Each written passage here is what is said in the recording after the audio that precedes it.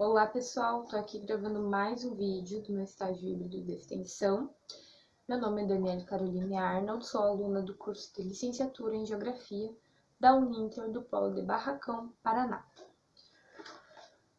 No vídeo de hoje, a gente vai falar sobre o vulcanismo. Vulcanismo é o nome que se dá ao conjunto de processos geológicos por meio dos quais o magma atinge a crosta terrestre, continental ou oceânica, dando origem às erupções vulcânicas e a intrusões magmáticas. Durante as erupções, os vulcões podem liberar magma, cinzas, gases e lapilli, materiais que se espalham pela atmosfera e pela superfície terrestre. Não se deve pensar que o vulcão é uma montanha, de cujo topo saem lavas, cinzas, etc. Em geral, o edifício vulcânico é construído pela própria atividade vulcânica. Então, a montanha, né, que fica o vulcão, ela não vai estar lá pronta esperando o vulcão entrar em erupção. Geralmente, esse vulcão, ele tá num solo plano, pode ser, né? Mas quando ele entra em erupção, a lava vai se depositando, né? É uma área plana, mas que com o depósito da lava, né, das cinzas, dos materiais, acaba ficando aquele topo, né, aquela montanha onde ocorreu o vulcão, tá? Então, a montanha onde está situado o vulcão, geralmente não estava lá antes do vulcão, e sim depois da erupção que surgiu aquela montanha vulcânica, tá?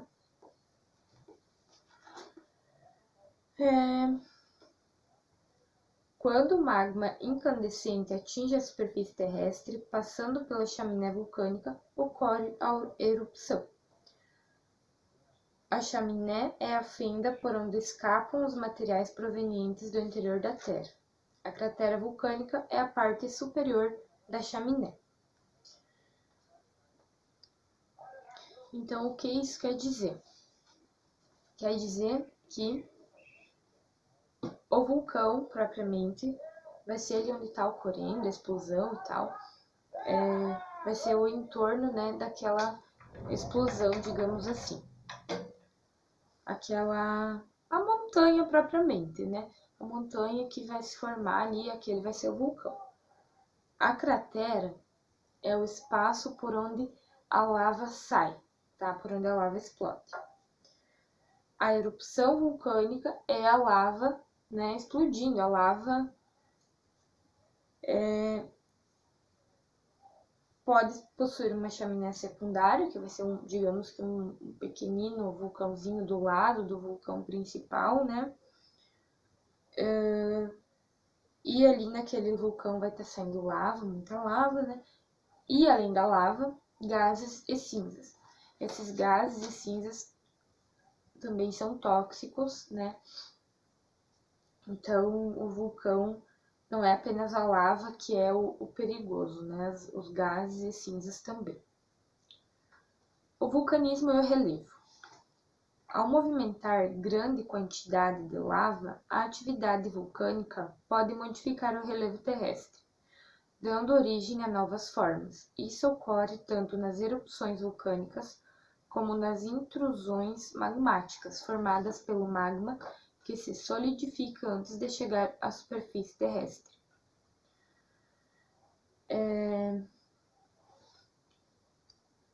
Então, como a gente já disse, esse vulcão pode formar montanhas, né? Ele vai mudar bastante o relevo da região. O lacólito é semelhante a um cogumelo, ao abaular as camadas de rochas superiores e origina o domo, elevação do solo com a forma de meia esfera. O dique resulta da intrusão do magma que se solidificou num formato alongado entre as camadas de rochas da crosta terrestre. As rochas que recobrem o dique podem sofrer erosão e fazê-lo aparecer na superfície. No entanto, por ser resistente a processos erosivos, esse tipo de relevo acaba surgindo em forma de saliências na paisagem. O NEC é o canal de um vulcão cheio de lava solidificada. Com a erosão capaz de desgastar as rochas mais frágeis, o NEC também pode aflorar na superfície sob a forma de uma saliência do relevo. O NEC é, na verdade, o testemunho de uma chaminé vulcânica, né? Como eu disse, pode ter uma chaminé secundária, né? Ou chaminé vulcânica, que ela vai ser como se fosse um pequenino vulcãozinho do lado do principal, né? Então, aqui a gente consegue ver, né, o lacólito, o dique e o NEC. O NEC, né, o lacólito e o domo. Então, o vulcanismo é um fenômeno geológico que ocorre no interior da Terra para a superfície, né? Ele provém do extravasamento da lava para a superfície terrestre. A ciência que estuda o vulcanismo é chamada de vulcanologia. E o profissional que executa é chamado de vulcanólogo. O processo de vulcanismo é resultado das características de pressão e temperatura contidas no subsolo, né, por conta das altas temperaturas do magma e dos materiais minerais ali contidos, né? Além disso, os vulcões se estabelecem em geral em regiões que limitam as placas tectônicas, como a gente já falou, mas podendo ocorrer em áreas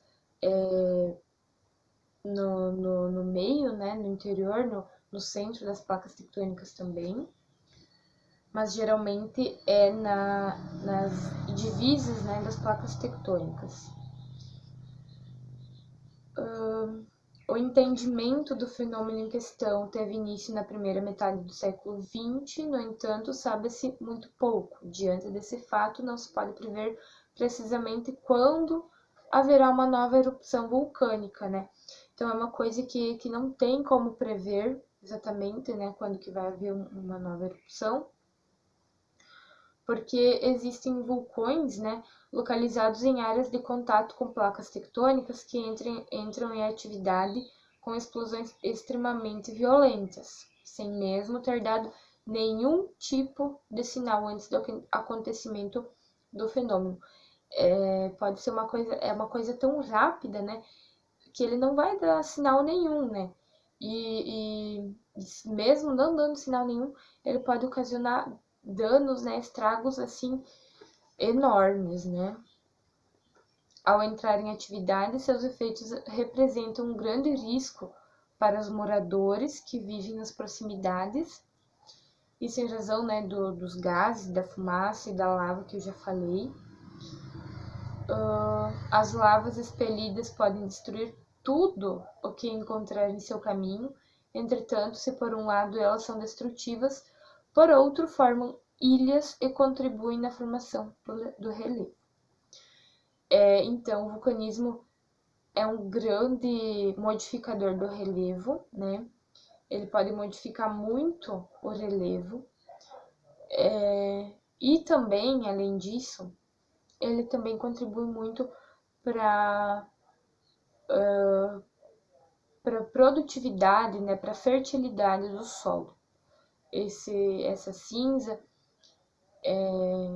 esse magma, essa cinza, vai tornar a terra ali muito fértil, né?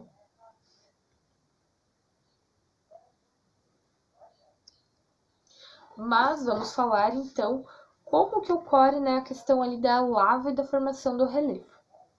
Ao ser expelida, a lava vulcânica, ou magma propriamente dito, começa a se resfriar.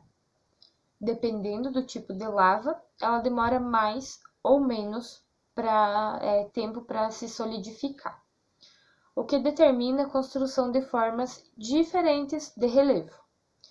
As lavas fluidas, por exemplo, que escorrem como um líquido,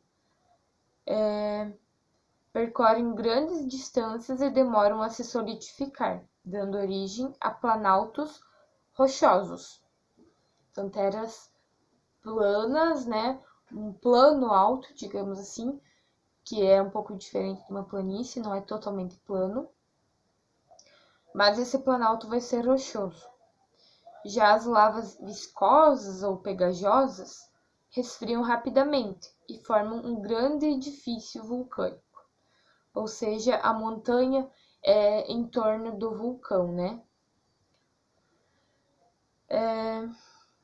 A atividade vulcânica e os solos, então, as rochas vulcânicas formadas por lavas dão origem a solos férteis, como eu já citei, e é uma boa ideia, né, para a prática da agricultura por conta da fertilidade, do alto grau de fertilidade do solo nos entornos dos vulcões, né? Por isso, em áreas próximas a vulcões existem grandes aglomerações humanas. O solo, popularmente chamado de terra, origina-se da desagregação e decomposição de rochas. A desagregação consiste na separação de um mineral ou de uma rocha em diversas partes por meio de agentes erosivos, como a água, o vento e as geleiras. Já a decomposição é a alteração das rochas pela dissolução, tendo a água como principal agente.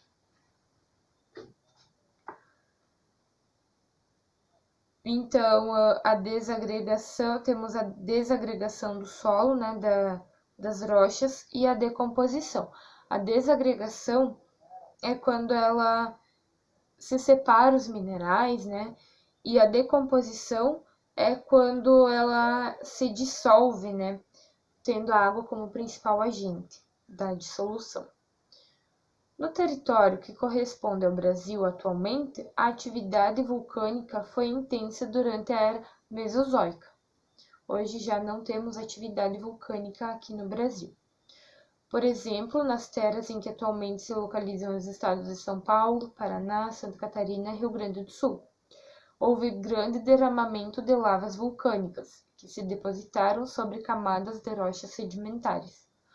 A lava solidificada deu origem a uma rocha chamada basalto, que ao longo do tempo geológico foi sendo desagregada e decomposta pelos agentes da erosão, resultando na terra roxa, um tipo de solo bastante fértil e intensamente aproveitado para a agricultura.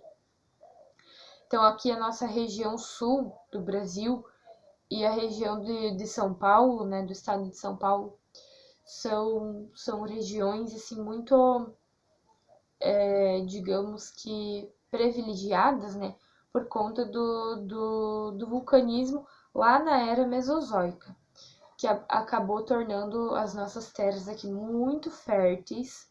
Por esse motivo, né, aqui o sul é um grande produtor de alimentos, né, em que a agricultura é o maior fator é o carro-chefe, digamos assim, aqui no sul do Brasil, é a agricultura, né? E esse é um fator, né? Por conta das terras muito férteis. E o motivo, né? Um dos motivos foi a grande atividade vulcânica na era Mesozoica. Mas onde ficam os vulcões? Tanto os vulcões como as áreas sísmicas sujeitas a terremotos localizam-se geralmente nas regiões em que há intenso contato entre placas tectônicas, ou seja, são áreas em que a energia interior do planeta é transmitida até a superfície por meio desses fenômenos.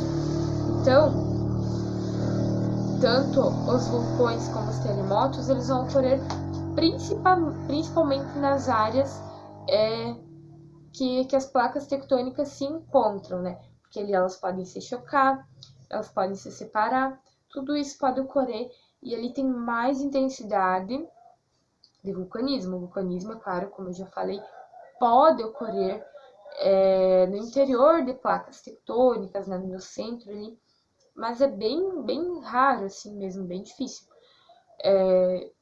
E tanto o vulcanismo quanto o terremoto vai ocorrer mais precisamente nas áreas onde que as placas tectônicas se encontram.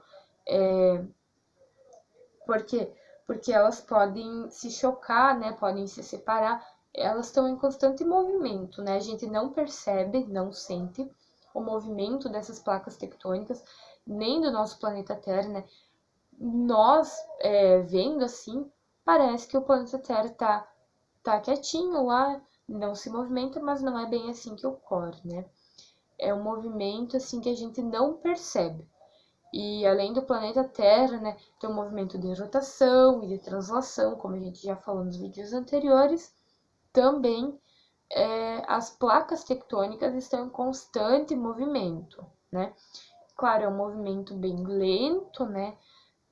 Que a gente geralmente não sente, a não ser quando ocorrer um terremoto ou algo do tipo. Mas as placas tectônicas estão sempre em movimento, né? Então, esse é um motivo que os vulcões e terremotos vão ocorrer com muito mais facilidade nos entornos das placas tectônicas, né? Então, como eu já falei, né, não é possível prever erupções vulcânicas, né?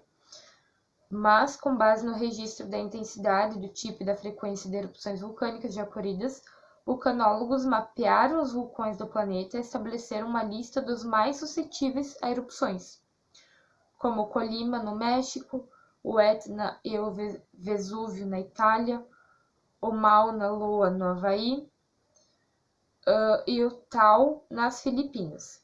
Em seguida, passaram a monitorá-los. Para isso, como muniram-se de diversos conhecimentos científicos acumulados ao longo do tempo, analisando o registro de vibrações no solo, aspectos visuais, variações na composição química de lagos que se formam no topo dos vulcões, entre outros fatores que podem indicar a ascensão do magma, né? Mas não tem como ter certeza que isso vai ocorrer.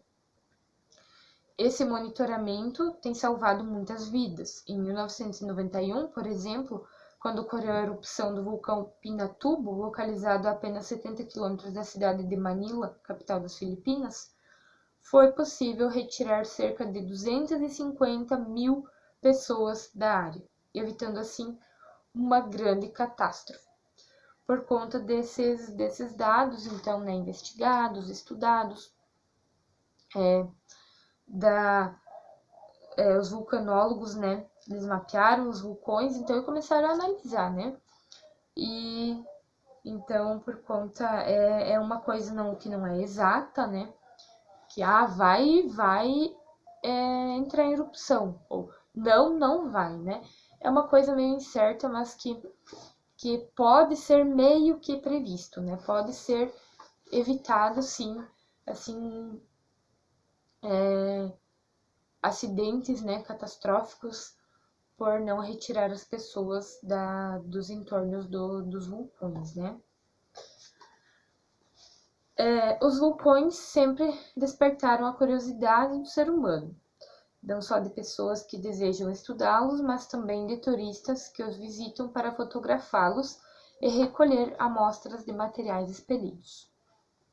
Na Itália, o Vesúvio, próximo à cidade de Nápoles, recebe turistas de todo o mundo, atraídos tanto pelo vulcão como pelas ruínas das cidades de Herculano, Pompeia e Estádio, soterradas pelas erupções que ocorreram entre os anos 63 e 79 d.C. Ainda na Itália, o vulcão Etna, com 3.345 metros de altitude, situado no nordeste da Cilícia, é considerado o maior vulcão ativo da Europa e atrai milhares de turistas anualmente.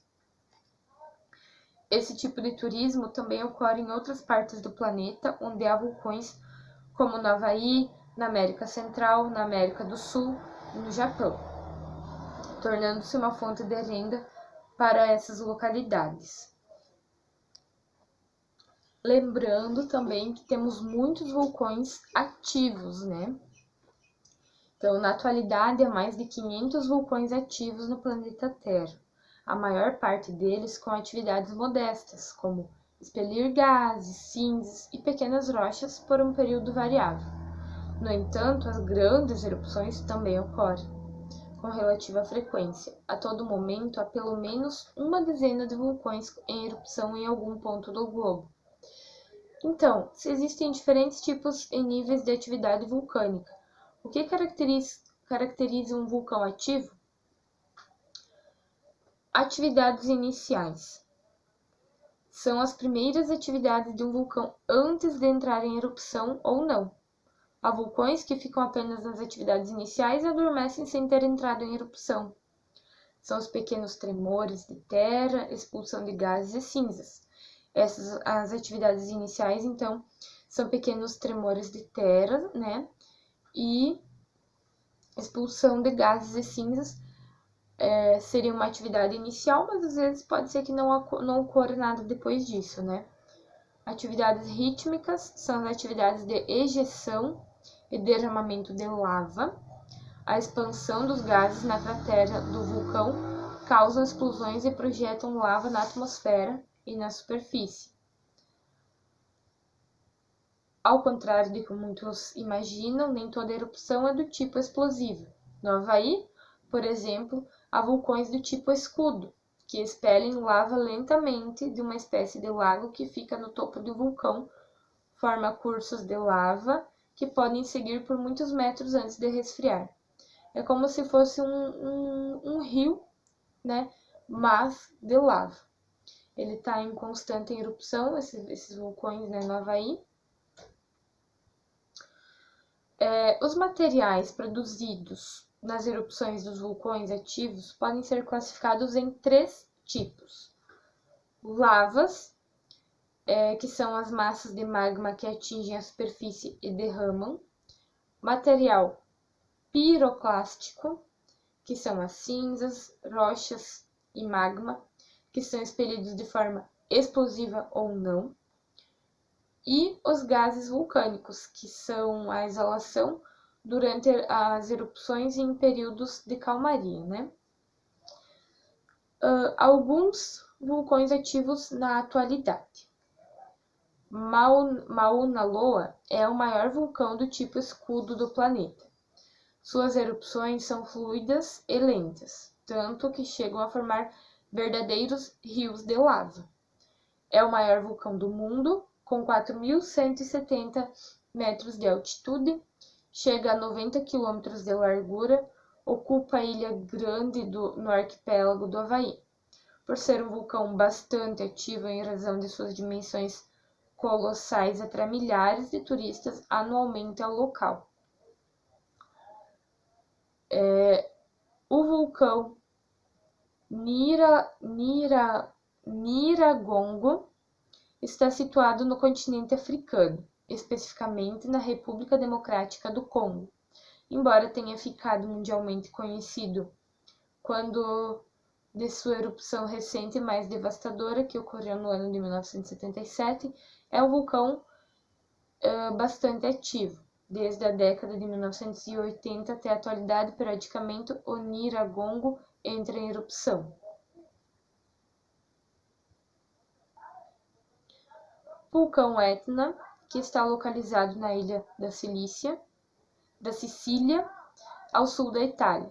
É um vulcão com alto nível de atividade e bastante conhecido nos noticiários, uma vez que em sua área circundante há grande ocupação humana. A preocupação de que os sicilianos sejam atingidos pelas erupções do Etna se intensificam a cada atividade vulcânica. O vulcão Merapi é mais um dos 120 vulcões ativos da Indonésia, localizado na ilha de Java e com quase 3.000 metros de altitude. Foi responsável por erupções que causaram milhares de mortes desde pelo menos o século XVI, quando os registros começaram a ser realizados. O vulcão de Sakurajima, no Japão, era localizado em uma pequena ilha de mesmo nome, porém, em virtude de uma erupção em 1914, provocou um derramamento de lava tão intenso que ligou a ilha a outra maior. Na maior parte do tempo, expele continuamente gases e cinza de sua cratera. No entanto, erupções com lava e material vulcânico ocorrem periodicamente. Vulcão Kilauea, também localizado em território havaiano, é considerado por alguns cientistas como o vulcão mais ativo da atualidade. Em razão dessa intensa atividade vulcânica, uma estrutura de turismo importante foi construída às bordas do vulcão, para os aventureiros que desejam conhecer esse fenômeno natural de perto. O vulcão de Pinatubo, nas Filipinas, está localizado a apenas 90 quilômetros da capital Manila. É famoso por ter causado a mais violenta erupção vulcânica do século XX em 1991. Este evento provocou mudanças climáticas globais à época. Desde então, tem entrado em erupção periodicamente e já provocou o deslocamento de milhares de famílias filipinas.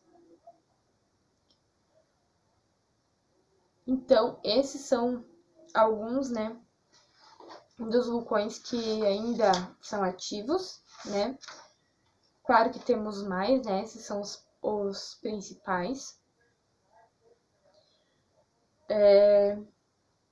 Então, lembrando que o vulcanismo, ele é um grande agente modelador do relevo, tá?